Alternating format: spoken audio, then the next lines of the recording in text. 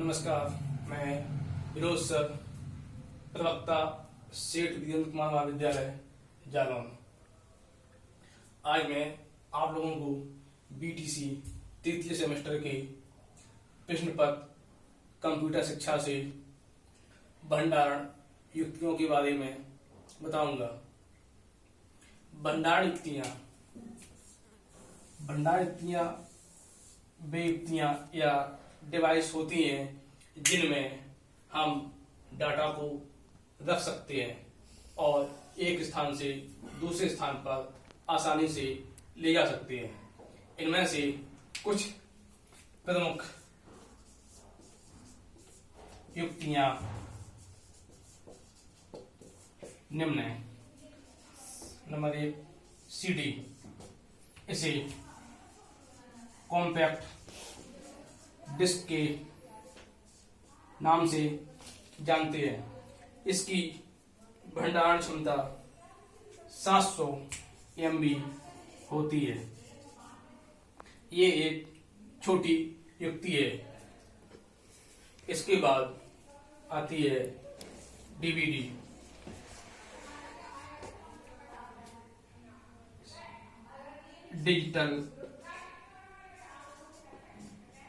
Digital video disc.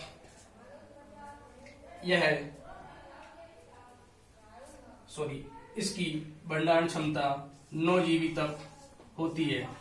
ये दोनों CD और डीवीडी एक इलेक्ट्रॉनिक लेब के द्वारा तैयार की जाती है। इसके बाद प्रमुख आती है मेमोरी कार्ड। ये मार्केट में 1 GB से लेकर के 2 GB, 4 GB, 8 GB, 16 GB, 32, 64, 128 आदि में उपलब्ध हैं। ये एक सबसे छोटी भंडारण डिवाइस है या स्टोरेज डिवाइस है। इसके बाद आता है पेन ड्राइव। ये भी मेमोरी कार्ड की तरह ही होता है, मगर इसका आकार थोड़ा इससे बड़ा होता है। ये भी मेमोरी कार्ड की तरीके से 1, 2, 4, 8, 16, 32, 64, 128, 256 इत्यादि GB में उपलब्ध हैं। इसके बाद आती है बीडी, मतलब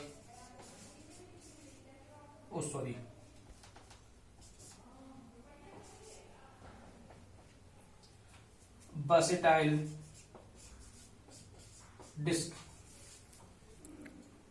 इसकी भंडारण क्षमता 27 GB तक होती है। ये भी सीडी या डीवीडी की तरह होती है, मगर इसकी स्टोरेज कैपेसिटी सीडी और डीवीडी से अधिक होती है।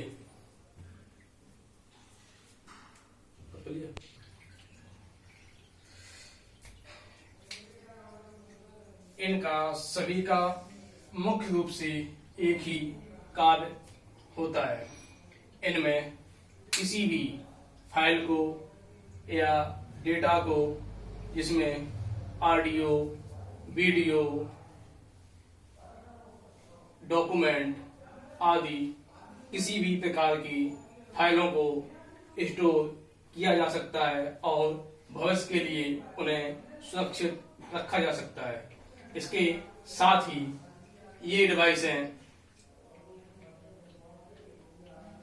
एक स्थान से दूसरे स्थान पर डाटा को लाने और ले जाने के काम में भी आती हैं। इसके अलावा इनमें जो भी डाटा पड़ा है उसको हम हटा सकते हैं और उसके स्थान पर नया डाटा या फाइलों को स्टोर कर सकते हैं।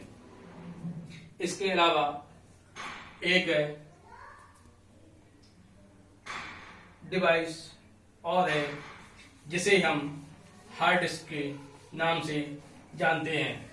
इसका उपयोग कंप्यूटर में किया जाता है। ये गीगाबाइट से लेकर के टेराबाइट तक टेराबाइट के साइज में उपलब्ध रहती हैं।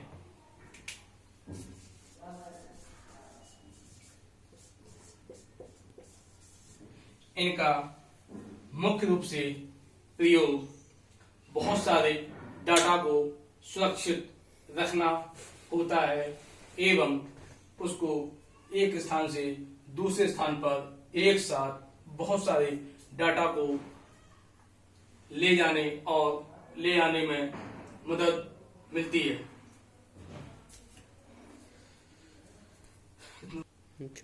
इसके बाद हम आपको डिजिटल विषय वस्तु का प्रयोग कैसे करना है एवं उसके क्या उद्देश्य या फायदे हैं उनके बारे में बताएंगे।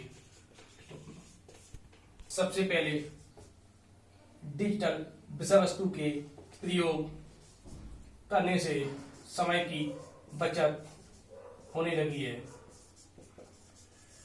इसमें देखते हैं कि किसी भी कंप्यूटर या लैपटॉप पर कोई वर्क कर रहे हैं तो एक व्यक्ति हजारों की संख्या में जो फाइलें हैं उनको स्कैनर की सहायता से स्कैन करके सभी को कंप्यूटर में सुरक्षित कर सकता है और ये अत्यधिक लंबे समय तक रह सकती हैं, जिससे कि कई सारे लोगों की आवश्यकता नहीं पड़ती है। उसके बाद देखते हैं श्रम की बचत।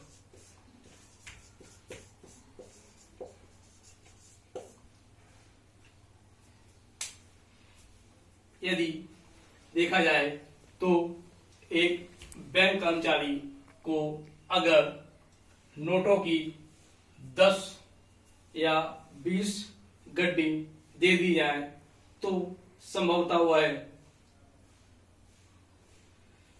20 से 25 हो सकता है आधा घंटा भी टाइम ले ले, मगर यही डिजिटल तरीके से देखा जाए तो जो नोट गिनने की मशीन होती है वह मुश्किल से 10 गड्डी को गिनने में 1 या 2 मिनट से ज्यादा समय नहीं लेगी।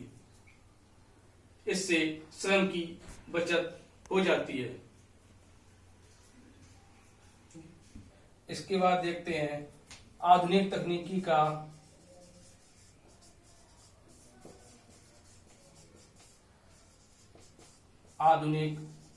का सर्वोत्तम प्रयोग। वर्तमान समय में देखा जाए तो आधुनिक तकनीकी के सर्वोत्तम उपयोग के लिए डिजिटल सामग्री का उपयोग आवश्यक है। वर्तमान समय पर एक ही विषय पर विद्वानों द्वारा कई प्रकार के लेक्चर दिए जाते हैं। इनको समझने के लिए कंप्यूटर का होना अति आवश्यक है। इसमें कोई बालक मैथ में अगर पिछड़ा हुआ है और वह किसी स्कूल या विद्यालय में जाता है तो शिक्षक उसको एक बार पढ़ाने के बाद उसको दोबारा या तीसरी बार नहीं पढ़ाता है। इसके अलावा यही अगर डिजिटल माध्यम में देखा जाए तो वह कंप्यूटर की सहायता से उसी चैप्टर को या उसी विषय वस्तु को एक से कई बार पढ़ सकता है और जरूरी नहीं है कि उसी शिक्षक से पढ़े, उसके स्थान पर दूसरे या तीसरे शिक्षक का भी चुनाव कर सकता है। हो सकता है पहले शिक्षक से उसको समझ में ना आए और दूसरे या तीसरे शिक्षक से उसे समझ में आ जाए। इसके बाद हम देखेंगे उत्तम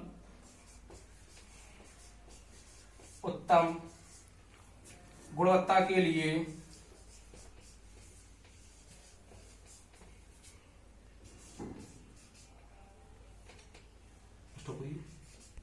समान रूप से देखा जाता है कि एक शिक्षक एक से अधिक विषयों को पढ़ाता है।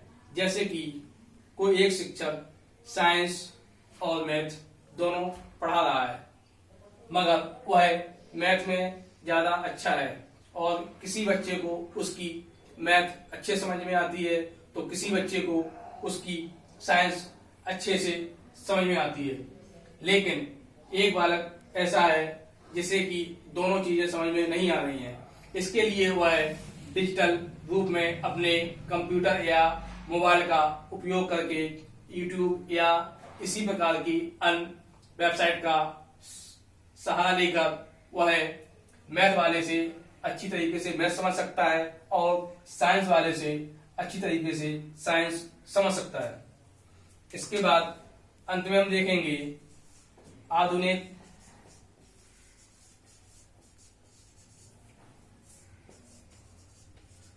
तकनीकी का